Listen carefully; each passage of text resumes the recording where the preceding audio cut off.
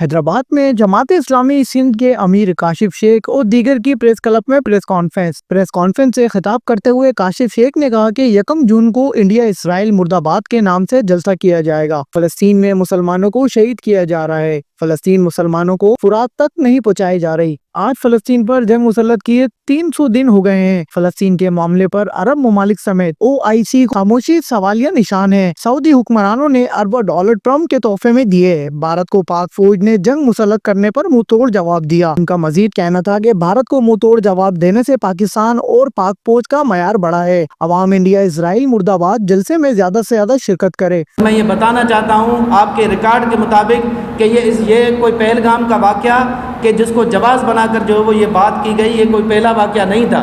آپ اندازہ لگائیں کہ اس سے پہلے بھی یہ انڈیا ہمیشہ ایسا ہی کرتا رہا ہے، پاکستان کو اس طرح کے ہتھ کنڈوں میں پھنسانے کے حوالے سے اس طرح کی چیزیں کرتا رہا ہے۔